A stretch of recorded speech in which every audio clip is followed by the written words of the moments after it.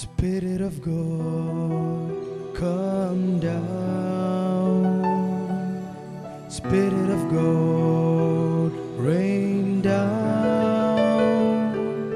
Spirit of God, come into my life. Spirit of God, rain down. Let your fire fall on me. Oh, Spirit of God, fall on me. Spirit, fall on me. Oh, let your fire fall on me. Oh, Spirit of God, fall on me. Spirit, fall on me. I pray you rain down, rain down in my life, Lord. Rain down, rain. I pray you rain down, rain down in my life, Lord. Rain down, rain. Oh, Spirit of God.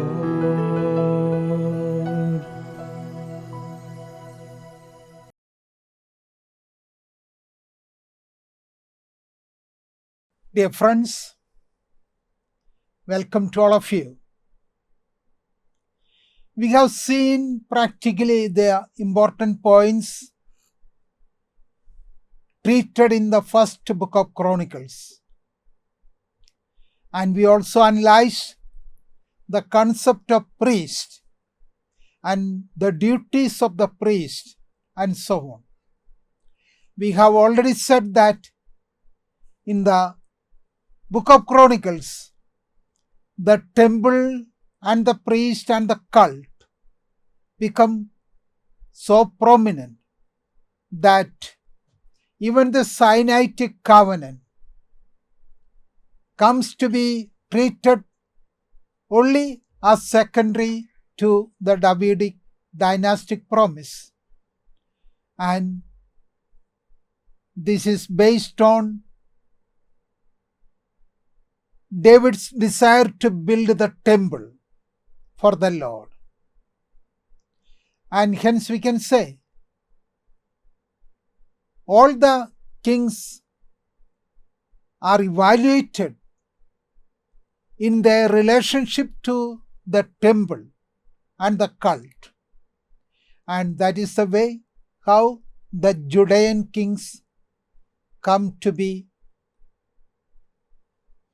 evaluated. And now we go to 2nd Chronicles. And as we mentioned earlier, while dealing with the structure of the book, the first 9 chapters are devoted to King Solomon. Chapter 1, it deals with the glory, grandeur, and greatness of King Solomon. He was installed as the king, and as we mentioned earlier, no much history of the political intrigues as we find in chapter 1 of 1st Kings is narrated here. And hence we can say everything goes smoothly according to the book of Chronicles. After David, Solomon becomes the king. And usually it is said that Solomon reigned from 961 to 922 BC. Some would say from 965. Some others would say 967 and so on. Anyhow, he ruled for 40 years over Israel. And hence, one of the lengthiest rules of Israelite kings. And of course, we know, whenever there is a long rule, there will be peace and prosperity in the land. there will be an era of peace. And that would be the time when the fine arts and the literature will be encouraged. And it is the same that happened here too, we can say. Solomon is said to have imported scribes from Egypt and established scribal schools in Jerusalem. Thus, many were given the know-how to read and write. And the people of this period of Solomonic enlightenment, let us say, had the talents and the capacity due to their education to write down the history of Israel.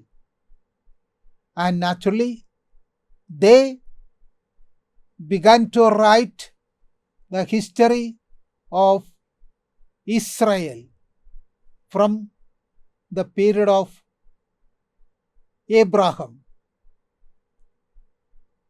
And of course, we know there were different historical traditions, as we mentioned in JEDP traditions. Okay, anyhow, history was recorded through Chronicles, and that becomes the source of the books of Chronicles too. And in chapter 1, as we said, the important events related to Solomon are narrated. He reigned for a long period and he inherited a lot of wealth from his father. David had conquered almost all the enemy kings of the area, not only Palestine, but even up to the great rivers of the east, Euphrates and Tigris. And at that time, in a way it was possible for David and Solomon, because the Assyrian kings of the time were not very powerful. So also Egypt was not very powerful. Hence, David could extend his empire to such a width or such an extensive area. And many kingdoms were subdued and some were ready to surrender. And from the kingdoms who were ready to surrender, he got a lot of revenue as annual tribute. And from the kingdoms which were conquered, he got so much gold, silver, and wealth. Of course, we see there was material plentiness in the land. And Solomon thus inherited a very huge wealth. And David had accumulated them in order to build or construct the temple of the Lord. But Solomon took up that obligation. And another thing that happened in the life of Solomon was that even though he received the divine wisdom, he went after the human wisdom. Because in order to secure his country from the enemies, one of the means he employed was this. He married from almost all the royal families in the surroundings. And that would mean he married the princes of all the royal families, and with the hope that they will never come to attack, because he becomes practically their son-in-law. And in that way, he had married many women. Even if it is an exaggerated account, it is said that he had 700 wives and 300 concubines. Okay, by disregarding the divine wisdom and also the divine laws given at the time of Sinaitic covenant or through Moses before the entry into the land of Palestine, he went forward with his own plans. Moses had forbidden that Israelites are not to marry the women from Canaanite countries or from the Gentile nations. And the reason, he said, when you become old and when you are not able to have full control over yourself and the country, your wives will lead you astray and away from your God Yahweh, and you will be tempted to worship other gods or the gods of your wives, and hence they are not supposed to marry from the Gentile nations.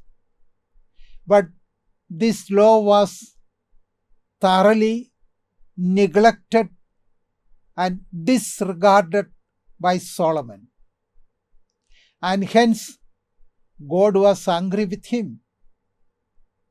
There is still another reason. When the princess of a neighboring family comes to Jerusalem, she is a queen of the king, and actually when she comes, she would come with an escort which would contain or which would consist of servants, men servants and maid servants, then the deity, the priests and prophets of the deity, and also a big escort. And when one comes with her own deity, we know the deity, the idol of the deity is to be placed in a temple, and that would mean Solomon was compelled to build temples for his wives' deities or the idols of their deities. Thus we find Solomon was the one who built temples for foreign gods in Jerusalem. And naturally people began to worship these gods too. Thus he paved way for the degradation of Jewish religion or Judaism, you can say. And one of the meritorious things that Solomon did was the construction of the temple. And that story is narrated in chapters 2 to 9 of second book of Chronicles. And there we find Solomon had very beautifully built the temple, and that is so wide known, famous. Even people from faraway nations came to visit the temple, the capital city, and the palace of Solomon, and so on. Therefore, this is the way that we can understand about the history of the construction of the temple. And with regard to Solomon and his wisdom, let us have a personal reflection for ourselves. Solomon received the gift of wisdom. And of course, we know Solomon was asked by the Lord, "What do you want?" And he asked for wisdom. And God was pleased with him. And he gave not only wisdom but also glory and wealth.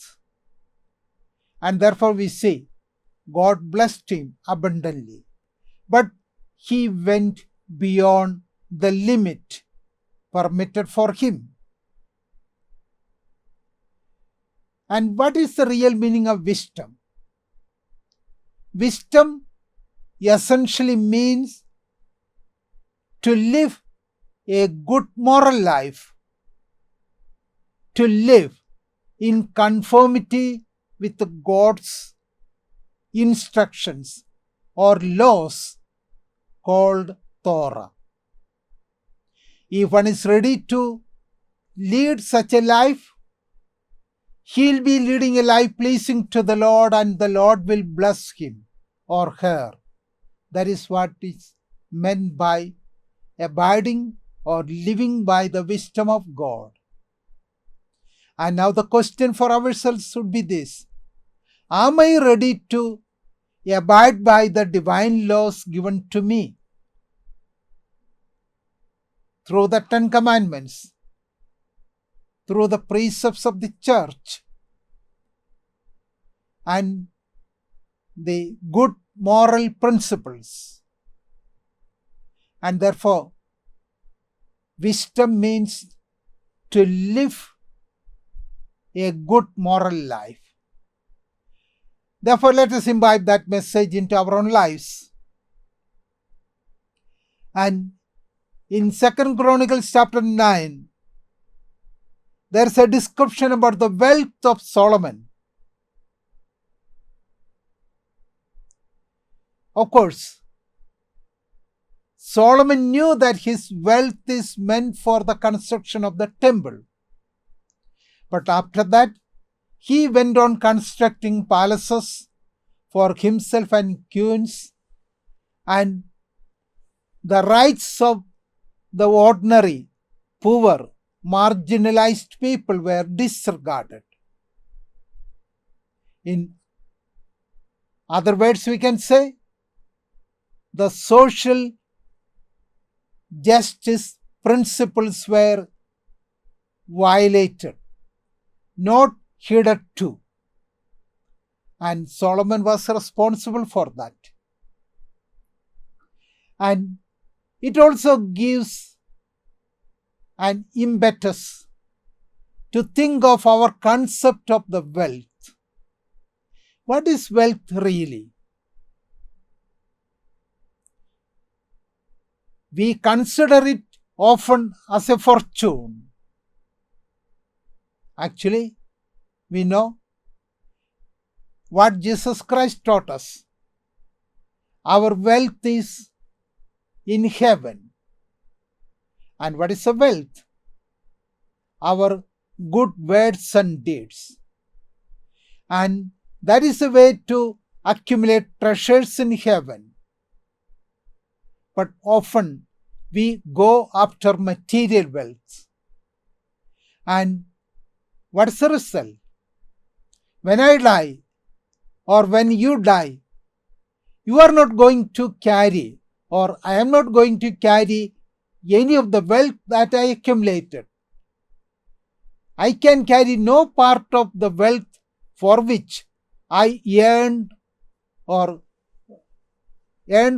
all my life, or I labored for all my life. When I go back, I can take nothing along with me.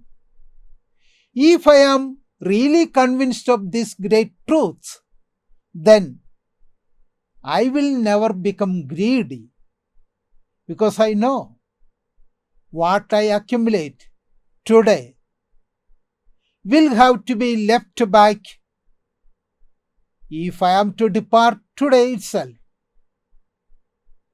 And we are familiar with the beautiful parable said by Jesus, when the rich farmer who accumulated so much of the harvest and forgetting God said to himself, there's plenty for many years, therefore eat and enjoy.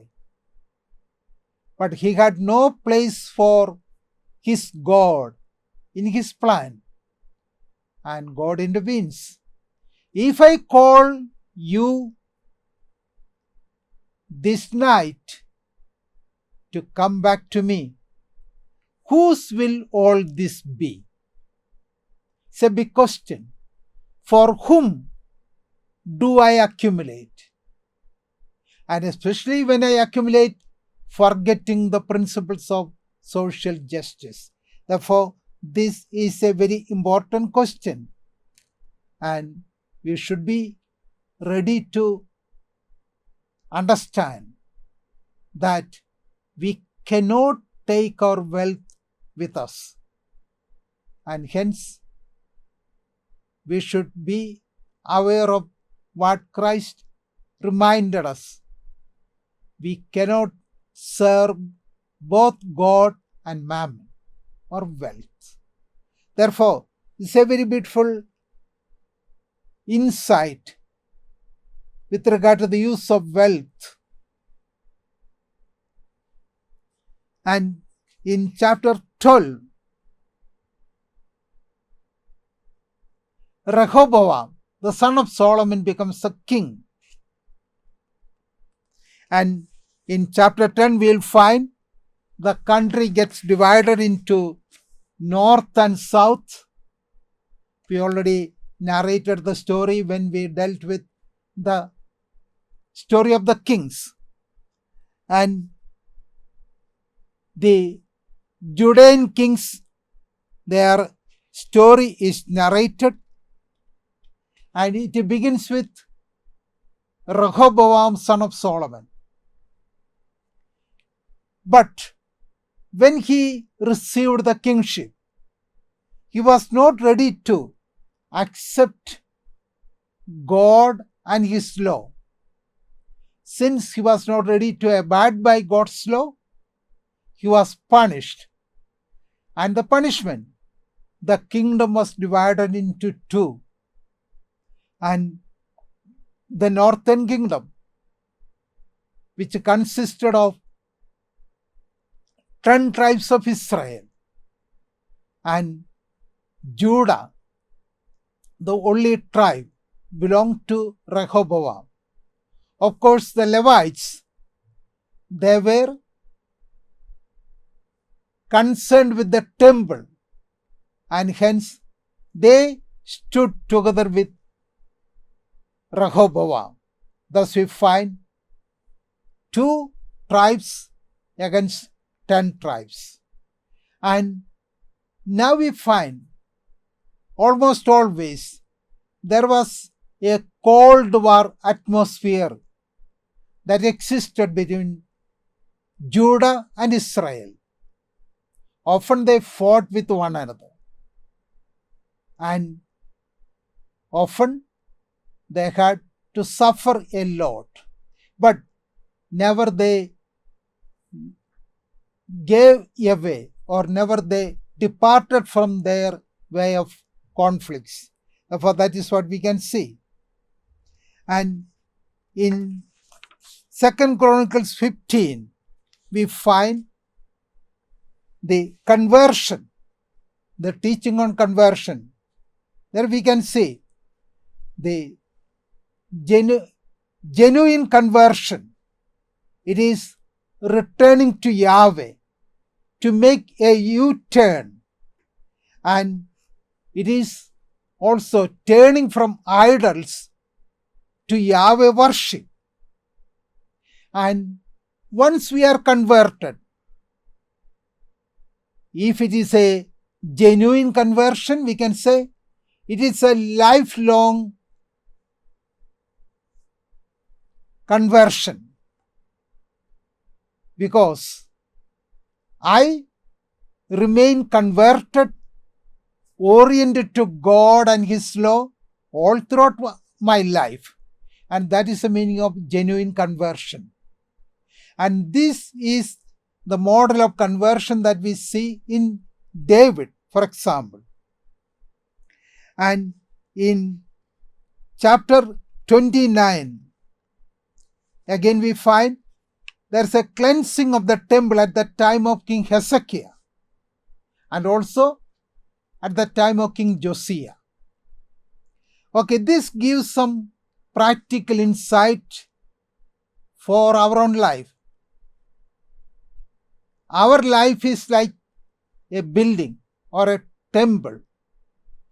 And we know, if we do not sweep or keep clean our house or our room day after day, dust will be accumulated. If I cleanse once a week, there will be only some dust.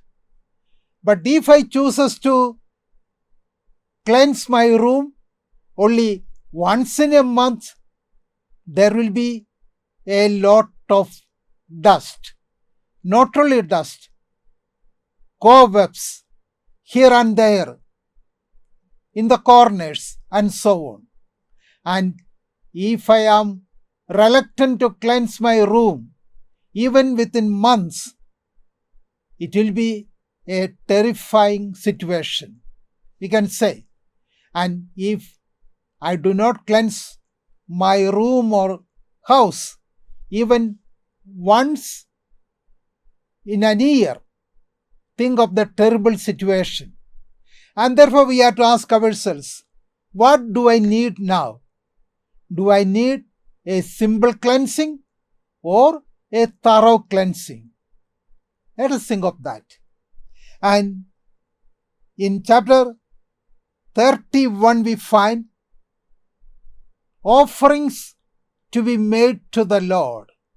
And that is said, the best of our fruits, the best of our cultivations, and the best of everything that we have is to be offered to God. And why? God deserves it. We are to honor Him with our best, and therefore that is a sign of gratitude towards the generosity shown towards us by God. In that way, we can understand it. And in chapter 36, we find God speaks of the people of Israel as a stiff-necked people. We have already mentioned about it. Stiff-necked means one cannot look up, one cannot look down, one cannot look sideways. He or she will have only a very limited, narrow vision. And that would mean one will not be able to see oneself as one is. And that's a problem. And we have to ask ourselves, are we stiff-necked or are we hard-hearted? Sometimes God uses two more words for the people of Israel. They are a rebellious people and also a revolting people. And hence we can ask ourselves, what about me? What is my condition? Therefore, these are the important ways in which we can understand the text to some extent. And to conclude, let us speak of the exile also. We know the history of Israel or Judah ended up in exile. Assyrians conquered Israel and deported the people to Assyria. And the Babylonians conquered Judah and deported the people. With regard to Judah, we can say there were 3 exiles, or exile took place in 3 ways or 3 points. In 597, the first exile, King Nebuchadnezzar came and took King Jehoiakim to Babylon, and carrying a lot of people with him. That is the first exile in 597. And they made Zedekiah the king of Judah. But Zedekiah went to make a treaty with Egypt against Babylon, which irritated and angered King Nebuchadnezzar. And he came again. And then we see he conquered Judah, surrounded the city of Jerusalem, and Zedekiah finally tried to escape, making a breach in the wall of the city of Jerusalem, and he was captured and killed. And through the same breach of the wall, they entered the city of Jerusalem, looted everything, pulled down the structures, set fire to the temple and the palace and all the buildings, and Jerusalem became a heap of ruins, as prophet Micah had prophesied almost 150 years before. And then we see at that time one of the servants of Zedekiah was made the governor of the land by King Nebuchadnezzar, by name Gedaliah.